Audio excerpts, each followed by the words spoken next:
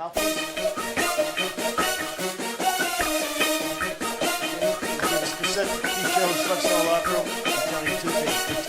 about protect yourself for a long time. Touch go.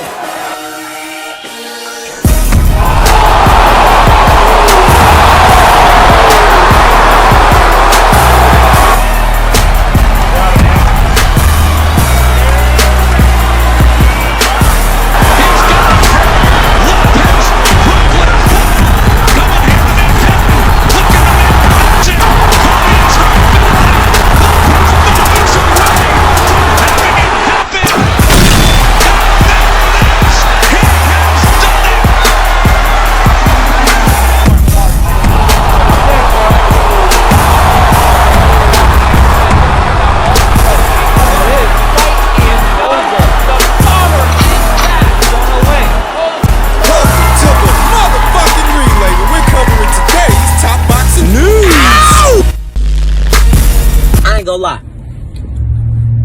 I've been staying in Cincinnati for about the last month, and this shit done changed me all the way back. Now, I ain't AB no more. When y'all see me, don't call me AB. I'm Twin. This shit changed me all the way back to Twin. This shit over with. They ain't talking about my 10 million. Al Heyman, the Stephen F. Mendoza, they ain't hit me up. They ain't talking about my 10. So I'm Twin. They ain't talking about my 10. So I'm Twin. Fuck that. I'm a street nigga. I'm a rapper. Full-time rapper. I told y'all that. So anybody that think they gonna disrespect and talk crazy to me, don't do it, because I'm at the point right now where I might rob you. I might rob you. I'm just being honest. Just because.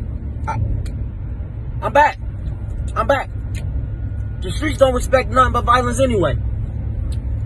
I'm safe out here. I feel way more comfortable out here. See, when I was a superstar and a star and all that one shit, I got in trouble because, you know, I wasn't comfortable. Out here, I don't get in trouble. This is normal day shit. But rob the fuck out of you. Say something stupid to me. And my shit still dropping. Still adjusting the fame. On God. And I dare one of you rappers try me. I'm gonna do y'all bad. Y'all can't beat me. I'm gonna knock one of y'all out on camera and put it up. What, y'all gonna sue me? Then y'all career gonna be over. And if y'all want to go to some extra street shit, I'm going to shoot the fuck out of you. You know, if I didn't know better, I'd have to say that Adrian Broner, having actually landed the sweepstakes, landed the Pacquiao fight, if I didn't know better, I'd have to say that Adrian Broner is crying broke. So, it's up with me. Shit, it's 90, what is it? 93 degrees out this bitch. I'm out this bitch in Tim's. Dirty ones. Tim's. Fuck is you talking about, man? Street nigga, I don't give a fuck. All I change is socks and drawers every day. Those of you that have followed this channel long enough will know that I've never thought of Adrian Broner as an esteemed professional of any kind. Nope. Hardly an athlete. Far from it. More of a parody of a boxer than the genuine article, as Adrian Broner seems to be conjured up to build fights, but not win them. Yeah. This guy landed the Pacquiao fight. He landed the Pacquiao sweepstakes, yet here he is, crying broke. Looks like it. I mean, if that's not what he's doing, you tell me what he's doing. What? Complaining about his dirty Timbs. And how it's hot outside. Adrian Broner is standing firm on his square, on his demand that he be given $10 million for his next Inside the Ring appearance. Otherwise, he's dedicating himself to his full-time rap career. Good luck with that. We talked about this here on the channel. For those interested in that video, I'll leave the link to it in the description box. I don't know that Stephen Espinoza or Al Heyman want to give Adrian Broner $10 million to do anything. I just don't see what engagement he could be involved in that would result in them giving him $10 million. His guaranteed purse for the Pacquiao fight was something to the tune of $2.5 million. And you lost that fight so that you could come back afterwards asking for $10 million? To do what? What? If Adrian Broner's comeback hinges on him getting $10 million, I don't think he's going to be coming back. No, sir. Not unless he comes off of that demand. You got this $10 million demand, but you want $10 million to do what exactly? What? At this point, Adrian Broner is little more than an overpriced journeyman. I mean, that's what he is. Who does Adrian Broner win a world title from anywhere from 140 to 147 pounds? Oh. Who does he win a world title from that you gotta pay this guy $10 million to make a ring appearance? Oh. Who does he beat? Oh. You know what? I don't even want to spend a lot of time on this guy. Let him stay retired. Good riddance. Moving on. In featherweight and super featherweight news, Bob Arum doesn't want Stevenson to vacate his title unless he knows he's staying at 130 pounds. Shakur Stevenson will make his debut at the junior lightweight limit when he opposes Puerto Rico's Felix Caraballo on June 9th in Las Vegas. Stevenson's promoter wants him to wait. However, before deciding whether to vacate the WBO featherweight title, the 22-year-old southpaw told BoxingScene.com last month that he would relinquish his 126-pound crown if he couldn't secure a title unification fight against England's Josh Warrington next. As we all know, Josh was supposed to be unifying with Kansu, his next fight. We don't want him to give up the title unless he's sure which way he is going, Arum told BoxingScene.com. Because if there is a Warrington fight, which is a big fight, I think he would want to stay at 126 to do that fight. But the only way the fight makes sense is to do it with a live audience in the UK, where you'd get 30,000 or 40,000 people watching the fight.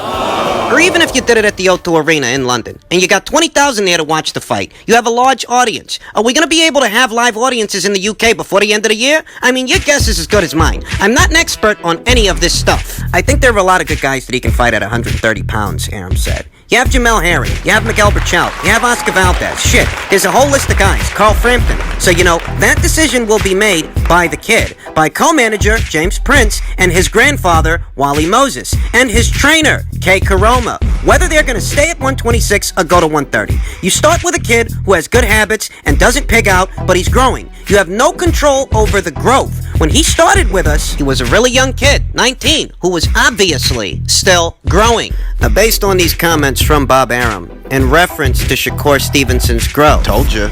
it seems that time has proven my initial assertions right.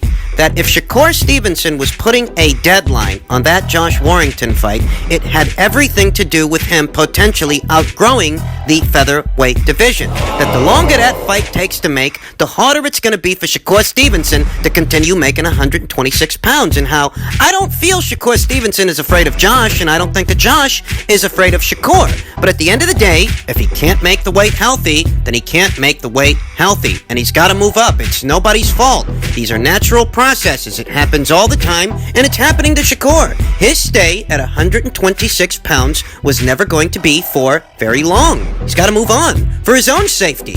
He's going to be debuting super featherweight limit approximately 2.5 weeks from now. It is what it is. And upon his debut, what I'm expecting is that he will abdicate. He will vacate the WBO title at 126 pounds and move on, and somebody else will ultimately pick it up. This is nobody's fault. And I do think it's a pity that we're not going to get to see that Stevenson versus Warrington unification match, but it's not the kind of situation where you can place the blame on anyone, on any of the aforementioned parties. It's not Josh's fault any more than it's Shakur's fault. It just is what it is. If we think about the chronology of the situation, it's very simple, you know? Not that long ago, Josh Warrington was with Frank Warren, and the fight was on the table. Shakur Stevenson had certain financial demands that Frank Warren wouldn't oblige. Josh subsequently leaves Frank Warren, goes to Matchroom. Shortly after, Shakur Stevenson signs on to fight Miguel Mariaga in a keep busy fight. After that, news breaks that Josh Warrington is going to be fighting Kansu in what could be a unification match. COVID-19 hits, everything gets shut down, everybody's plans come to a screeching halt, and here we are. Shakur can't wait that long at 126 pounds. He can't wait that long, make that weight, and make it healthy. He doesn't know any more than I or you when it will be safe to stage boxing matches in front of big audiences. Thus, he can't bide his time at 126 pounds healthy. He's got to move up. He's got to move on. It's nobody's fault. Nobody's ducking anybody. The timing was just off for this fight. It is what it is. And finally, a story that I'm sure all of you out there are familiar with by now. Sports streaming group DAZN seeks cash to help secure future. The online sports group DAZN is racing to secure its financial future with billionaire owner Len Blavatnik exploring options to raise money for a business hard hit by the pandemic. The London-based company has in recent years spent billions of dollars for the rights to live sporting events. We know. The global suspension of sports fixtures during the pandemic has seen some subscribers pause monthly payments. DAZN has also sought to defer payments it owes to sports leagues, citing the lack of live action. Mr. Blavatnik is exploring exploring ways to inject new money into the loss-making business, according to several people familiar with the talks. With the sale of an equity stake in the business, the preferred option, however, an outright sale would also be considered, the people said. What people? What do you know? It doesn't actually say. Research group Ender's Analysis has estimated DAZN's financial commitments on securing sports rights total at least $3.7 billion. In recent weeks, the group has approached big media companies over a potential investment, including John Malone's Liberty Global, but as yet has received little interest in a deal, according to people familiar with the talks. What people? Now, as you can imagine, there's a lot of people that are interested in this story and how it's all going to play out. It's really not a secret that the sporting world, not limited to the sport of boxing, is one of the hardest hit industries as a result of this COVID-19 pandemic. Brought everybody's plans to a screeching halt, including DAZN's expansion plans. Their plan to expand to 200 territories around the world. I mean, it's really not a secret. A lot of people are losing a lot of money. And until it's safe to start staging sporting events in any capacity, a lot of people are going to continue losing a lot of money. And in reference to those rumors of DAZN being in dire financial straits, Eddie Hearn had this to say. News on DAZN, see people spreading rumours. News on DAZN coming soon. Don't believe everything you hear. Got meetings on Friday to sort the schedule. Can you speak on the DAZN situation? There is no DAZN situation. You know, every time I post, I've got a million bots that go, oh yeah, DAZN's gone broke. Oh, DAZN, this and that. Just wait and see. We've got a meeting on Friday to discuss the schedule coming up. It ain't ideal times for anybody. I mean, if you've got a subscription company where you haven't that thrives off live sport and there's been no live sport, it's obviously not the best. But we're cracking on, mate. And I see people, Eddie Hearn. I see like Leonard Ellaby. Fucking hell, geez. They're clowning the DAZN for being bankrupt. What's your thought? I think Mr. Blavatnik's going to be just fine. What passes for news these days, Well, can be surmised as little more than unsubstantiated rumors. That DAZN is losing money right now is pretty obvious, because a subscription-based platform that can't deliver any content is bound to suffer in the middle of a global pandemic. you think? But everybody's losing money right now. I'm pretty sure some of you out there are losing money right now. You guys. Some of you aren't essential employees. Some of you can't work. I'm lying? Some of you are furloughed. Some of you are collecting unemployment. Some of you may have nothing more to go on than the stimulus check that was sent out several weeks ago. That people are losing money right now, including DAZN, is no secret. But it is quite another leap altogether to suggest that the company in its entirety is going under. We don't know that. That is unsubstantiated. That is unverified information. And the only individuals running with this unverified information are those out there who would seek to lure you in by sensationalizing a rumor, an unverified, unsubstantiated rumor, as they always do, i.e., clickbait. Yep.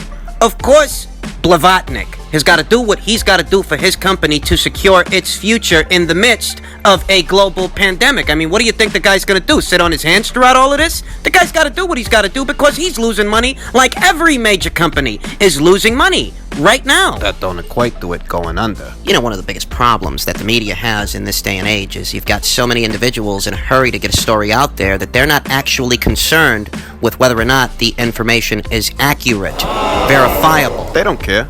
They just want to get it out there so that they can make their money. That's very much the case here on this platform and several others.